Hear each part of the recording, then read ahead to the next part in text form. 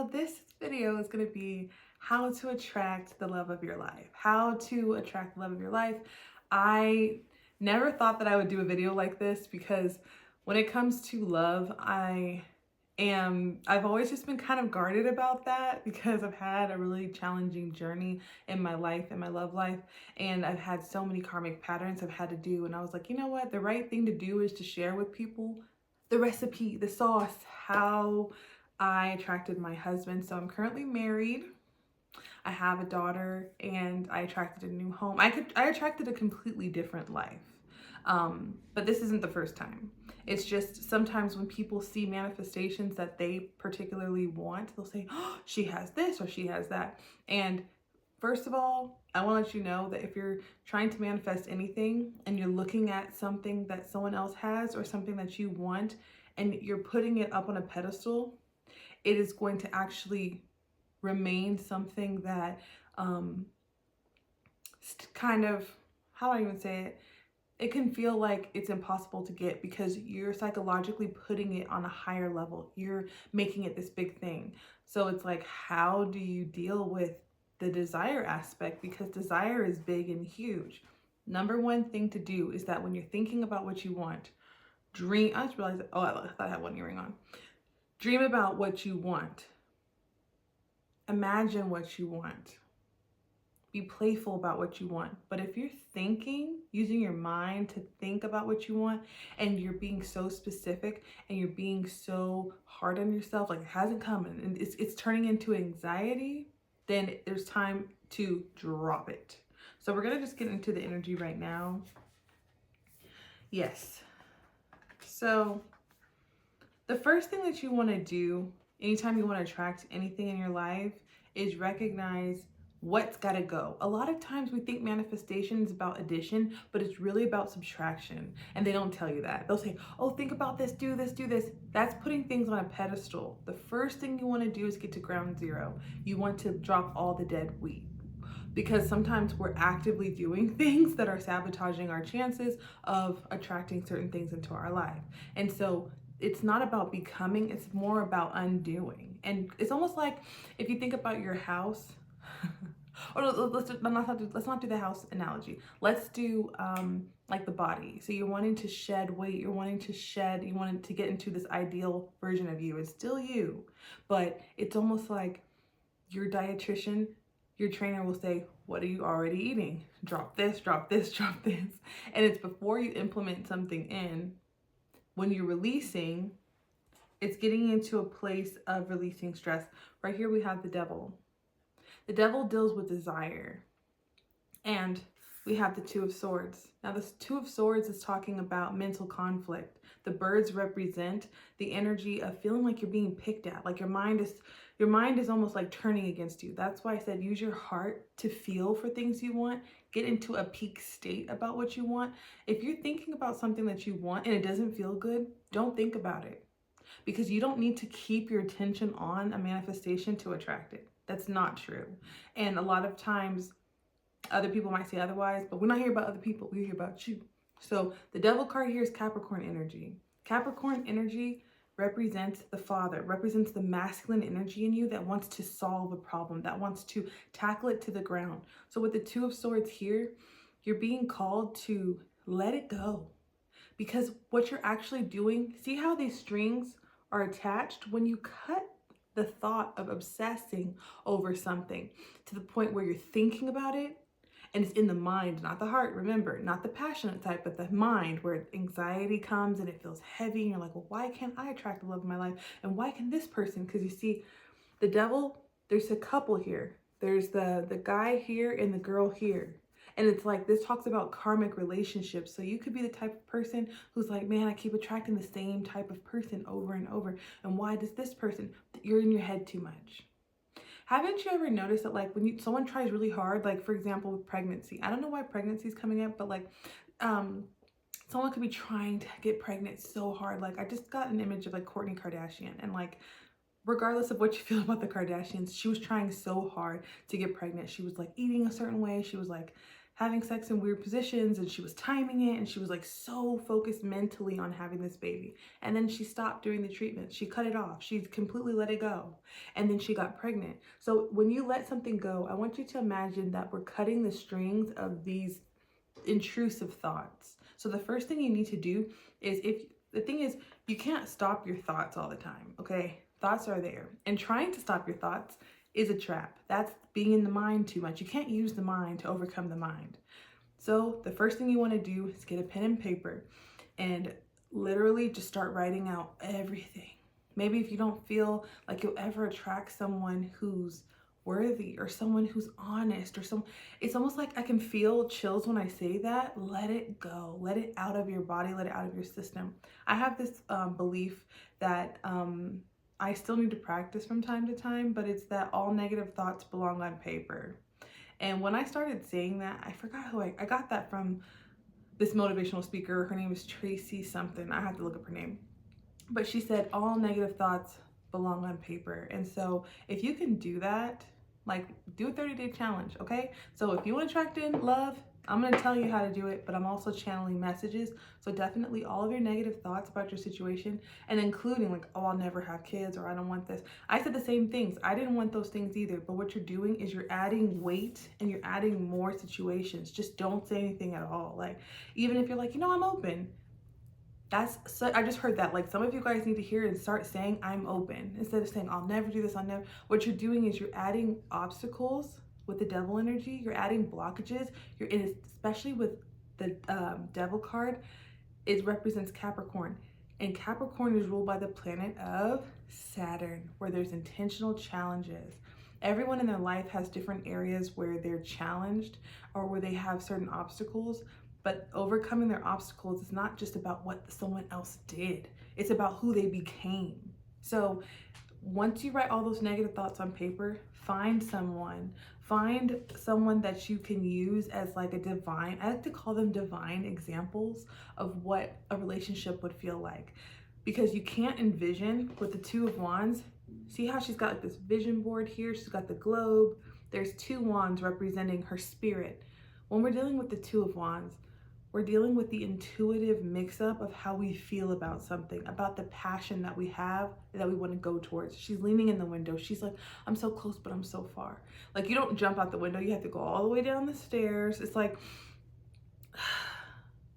find a divine example of a relationship or of something that you want for yourself. I would recommend, since she's alone in this card, find something that you really always wanted to do. And like, for example, if you're like, well, I just wanted to wait till I was married, or I wanted to wait until I had kids, you're being encouraged. That's why she's by herself in this card with the Six of Swords. This says change. So you have the Two of Wands and the Six of Swords. The Six of Swords is talking about movement. See how she's looking out the window like, I wish I could, I hope I could. No. Release those negative thoughts on papers. Find a divine example of a couple or of something that you really want to do. Like, even if it's buying a globe and like studying it and like getting ready to go on a trip, or maybe buying a passport case, like a cute passport case, or planning a trip, or going on cheapcaribbean.com, something like this. It's just going to, you need to take it beyond just dreaming about it. So what I'm picking up intuitively, and I'm all over the place, y'all, and this is just how I am because I'm getting so many channeled messages. And so when I'm reading, I'm clairaudient and I'm clairvoyant and I'm claircognizant. So I'm getting a lot of messages. But six represents balance. The first thing you have to do is find the homeostasis within yourself. You want to be logical about releasing the negative talk, because a lot of times people don't realize that you would have been attracted to something years ago if you weren't speaking against it every single day. And not just speaking against it, believing against it. Stop believing against your dreams. They're not, so I'm all over the place. What I just wanted to say here is step one, you're going to release those negative thoughts on paper. You're going to make that a habit. You're going to probably want to do that for about 30 days because you want to train your subconscious mind to write and to release. And then also, what you're being encouraged to do The number one thing that people don't tell you about manifestation and attracting the love of your life, or attracting your husband, or attracting something really desirable for your Venus energy, your Venus energy is related to your home, related to motherhood, it's related to beauty, it's related to luxury, it's related to love, all of those things. Whatever came to your mind right now when you heard me say that is you have to become a magnet. That's the simplest way I can put it. You have to become a magnet. And it's not by the things outside of you, it's everything inside of you. So when you become a magnet, it's the only way to get out of this window. It's the only way to, like, Scotty, beam me up with the Two of Wands. Now you see the globe. Some of you guys need to make a vision board of yourself, what you want, and then break it down to how that would feel. Because the thing is that you see how the Six of Swords here looks like a jail cell? Some of you guys could feel like your house feels like a jail cell. Maybe your life feels like a jail cell, and you're looking outside at everyone else, or like maybe like a zoo. Like, I just got the analogy of a zoo where animals are in there and they're like, they're not in bondage, but that's still up for debate. Some people say zoos are terrible, and some people say, you know, they're fine, they're eating. It's like, what do you interpret about your life and your situation?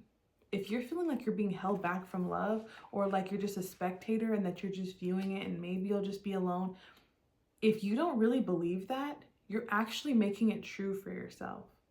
But you may not perceive it that way because it's like, well, you know, I don't want to get my hopes up. And what the divine is asking me to convey, and it's coming off different for everyone, is that use your energy for positivity. That's how you become a magnet. Use it to envision, make mood boards, plan trips, do everything you wish that your spouse would do for you. And it's not out of spite. So just for example, I was single and I was dating so many F-boys, and I was like, I'm done. I did a whole series called I think it was called the F-Boy series. It's down in my YouTube somewhere when I first started. But anyways, what I realized on my journey was that, like, you know what? I'm trying really hard to find a husband. I'm trying really hard to be a mom, whatever I was trying to do at the time. It changed every year. I just stopped. With the Two of Swords, I stopped. I cut it off. I said, I don't want to date anyone. I don't want to do anything. But I was still open. If people said, hey, I thought you wanted to get married, I didn't say, oh, no, girl. See, that's the part right there. I'm open. But right now I'm focused on me. That right there is an affirmation. I'm open, but right now I'm working on me. I'm focused on me. But when you say things like, I don't need nobody, just be mindful that you're not blocking yourself from your blessings, but you're releasing your attachment and your obsession. For me, it was an obsession with it coming in a specific way, a specific race, a specific thing. And so that's what's going to free that energy. If you're feeling like you're stuck and you're watching everyone else, stop watching everyone else. Cut it off. Change your Instagram. Look at what you're looking at. Start finding people who are maybe solo travelers who are doing things and going places. Find a favorite spa. Start eating different foods. But I'm definitely seeing, if you're watching this right now, you're being called to travel. You're being called to get your passport, your cards, whatever you need to get together, and start to do that. And for some of you guys, it's decorating your space. The more that you decorate your space like a home, what you're doing is you're almost like distracting yourself while your blessing is baking. What you may not be perceiving is, when it comes to love, you might be like, I want this, and I'm just gonna focus on it so that it can manifest. That makes sense. But it's kind of like watching something bake in the oven. No one wants to watch something bake for 30 minutes. 30 minutes will feel like 3 hours. No one wants to watch water boil. So if you're not having fun in your life, if you're not enjoying your life and you don't know how to enjoy your life alone, then you're not becoming a magnet to love. And if you feel like a sharp edge when you try to like do things by yourself, or when you try to find balance with your food or your lifestyle and it feels like resistance and it feels hard, then you need to release more and you need to heal more. And that is the work, because feeling good on your own is a natural state. Look at babies when they're born. Babies are born vibrant and they're born healthy, and they're born into this place where they're just It's pure source energy. Even when they're upset, it's pure, but it's like they're not, and I'm probably butchering this example, but I'm just hearing for some of you guys, you never learned as a young child how to be loved. Maybe you don't have an example of that. And so that's your healing work, because feeling good is the secret. And of course, you want to be mindful of how you're feeling good. You don't want to be feeling good at the expense of others and making people miserable. But if you cannot make yourself, if you do not find ways, if you do not make it your life's, if you don't know your purpose is to feel good. Your purpose is to go out of your way to give yourself the tools to be able to emotionally regulate and emotionally manage your energy. It's not being happy, because when people say, oh, I just want to be happy. When you're saying, I just want to be happy, you're saying, I want to be in one emotion permanently for the rest of my life. It's not even realistic. And subconsciously, it's sabotage, because anger, happiness, sadness, anxiety, all of these different emotions that people have, they're temporary.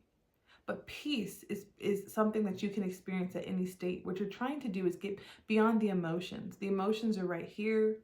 And what you're trying to do is get to the place where you have the tools. So like I said, writing negative thoughts down on paper, traveling, finding out different things that you're interested in. Me personally, whenever I go on a solo trip or I travel, I always find a tarot shop. I always find a crystal shop, and I get something. It's like my souvenir. And it took me 2 years, y'all, 2 years of being single, to really get into the place where I was healthy enough to, and I'm not saying you should shut yourself off, but remember that how you feel about yourself is typically how your partner will treat you, because it's all about our perception. You see, when you're looking out and you're viewing other people have what you have, it makes the change feel like you're being held back from something. You're being withheld from something. And that's an illusion.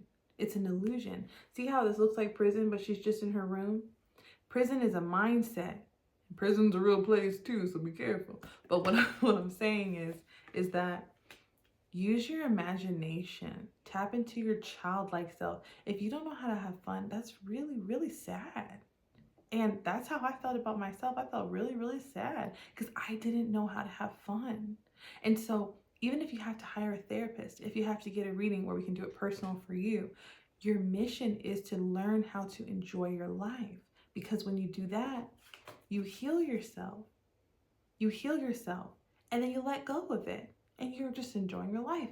And then someone joins you. Because with the temperance, it's a Sagittarius energy. Sagittarius is a traveler. Sagittarius is ruled by Jupiter, which is talking about expansion. The sun and the moon. Learning about yourself. Astrology is a wonderful way to get to know yourself. Study your Venus sign. Did you know that your 7th house in astrology talks about the ideal partner that you should marry? There's so many aspects. There's asteroids. There's so much about astrology that I don't have time to even get into that are going to help you heal in your journey. So some of you guys need to look at your moon sign, because you're judging people, or you might be dating people or screening people based upon their sun sign, and you don't even know the intricacies of your moon sign. Your moon sign will play a bigger role in your relationship than you think. It'll be how you emotionally react to your spouse. It's about your emotional perception of life. And look, we got the moon. So we got the moon confirmed twice. So if you're watching this, study your moon sign. See how that relates to what you're calling in. So I know that was kind of heavy and kind of long, but I wanted to get that, because if you don't realize that you're the magnet and how you feel about yourself is what you're going to attract in a partner, then you'll be doing everything to feel good, because you only attract your standard of what you accept. And okay, let me rephrase that. It's not that you attract the standard of what you accept, because sometimes clients will come to me and they'll say, oh my gosh, I attracted this. I can't believe this is the universe. No. Don't go down that road. Don't look at just what you attract. Look at what you say yes to, because what you say yes to is your agreement with the universe. And when you say yes to yourself and you pour love into yourself and you actually feel good, it's okay to feel lonely sometimes. It's okay to feel sad sometimes. That's normal.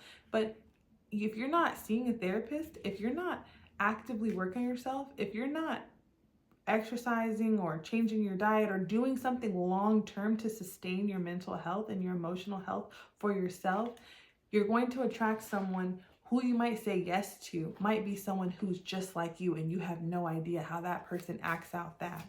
So for you, it might be like, oh, well, you know, I'm just a little bit lonely, but you might attract someone, or you might say yes to someone that is okay with you mistreating yourself. And I don't want to see that happen to anybody, because I've done it enough for all of us. We have the Ace of Cups. The Ace of Cups. I mean, could there be a deeper, more of a confirmation? Could there be a deeper confirmation than this? The Ace of Cups is showing someone holding all of the love that they have for themselves in this cup, and it's overflowing. The only problem that you would have is that you're running out of room. There's so many people that you have to be. It's almost like the Ace of Cups makes me feel like every part of your life is blessed because you love yourself. See, it's like when we look for love outside of ourselves, at the bottom of the deck, we have the High Priestess, and she's holding a scroll. It's like, you see how she's holding the scroll? The scroll's almost coming off as the magnet. This is the magnet. Your self-love. Self-love is the magnet and the secret to attracting in the love of your life. I'm going to say it again. Self-love. And I'm not talking about self-love actions. I'm talking about feeling it in here. When you truly feel like you love yourself, it could be a moment in time, but there will be a day where you feel like, wow, I really love myself because maybe I said no to this person. When you start becoming protective of yourself, when you start guarding your energy from things that you know don't mean, that's when you know that you love yourself, because you will protect yourself. A lot of people want to say yes to everything, but with the High Priestess, it's I know. I don't need you. Well, girl, he's cute. It don't matter, because I know that I love me. I know it. I have years of proof. You need evidence. Go out there and get some evidence. Go out there and feel good, because I promise you, I did this. I've done this with clients, and it works every time. It works every time. Now, speaking of time is different for everyone. But when you're having fun and you're enjoying your life, and you're committed to enjoying your life, regardless if you're single, regardless, you learn how to pleasure. You learn what pleasure is for yourself. You learn pleasure. That could be food. That could be a specific taste. That could be whatever you perceive as pleasure, whatever you perceive as health, whatever you perceive as movement. If you're not moving your body, I mean, asking for someone who's super healthy, it's counterintuitive. You have to become the magnet. And I'm going to start speaking about this on videos because it's so important. Because when you love yourself, and when it's a practice, it's something, it's habitual. It's something that you do daily, it's something that you do weekly, because you care for yourself. And it's be gracious with yourself. If you experienced trauma, the moon can talk about relationships with the mother. This can talk about cancer, the sign of cancer. This can deal, for some of you guys, it could be a sister wound. It could be a motherhood wound. You see the shadow back here? Some of you guys might need to do shadow work. And this is shadow work, basically. Shadow work will get you to the love of your life. But shadow work doesn't have to be gloomy and scary. Shadow work is, how I perceive shadow work is when you love yourself enough to raise yourself. Because when people say, oh, I'm already grown, what are you talking about? So who told you, at which age did you stop growing? See, our parents and whoever raised you, your caretakers, we couldn't control where we were born. We can't control the country we're born. We can't control any of that stuff. But we can control how we treat ourselves. We can control how we think about ourselves. And we can control what we believe is possible for ourselves. So before we start talking about love, and before we start talking about spouses, I wouldn't have even recognized my husband. I wouldn't have been prepared to meet him if I did not do that work on myself. And I hate to even call it work, because I had fun. I was like, I literally went for a job that I had to live in as a nanny 7 days a week. and then 7 days off. But I normally wouldn't have taken that type of job because in the past it was like, oh, my boyfriend's gonna miss me. What is he gonna do for a week? And when I started just making decisions like that, I ended up being able to go to Paris because of that job, and London because of that job, and I went by myself. And I never would have done that. You become a different person when you love yourself. See, you start making different decisions, and once you start making organic different decisions instead of trying to force it, just go enjoy yourself. So I'm done rambling. But if you're feeling like this, the Ace of Cups is the answer. The Ace of Cups is the answer. It always starts with you, because this is the magnet. When you become this for yourself, you'll attract it in another. Once you learn to say yes to what matches how you treat yourself. All right, guys, thank you so much for this reading. This was kind of like testimonial slash healing slash tarot, but if this resonated with you, please be sure to like this. Share this with a friend who maybe could use this message, because sometimes maybe you want to tell a friend something, or they keep coming to you for advice and you're like, I don't know what to say. Or if you told them a million times, sometimes it's nice to get a reading. My friends and I do this all the time. Like, girl, look at this reading. And it's nice, it's healing. I do this with my family, I do this with my friends. But anyways, guys, I'll see you in the next reading. Sending you so much love and light. And if you need extra support on your journey, if you're needing help to get to this place because you have a lot of trauma and real stories to work through, I do have an online course called The Path. And The Path is a self-guided course, but I do calls with the people who book the Path course. The link is down below. It really helped transform my life. I took everything that I did, all of the thought process that I went through when I was single and I wanted to manifest a completely different timeline, and I put it in a course. And so I'll be there with you to guide you through that course. If not, I can do one-on-one sessions. And if this is where I leave you, I'll see you in the next video.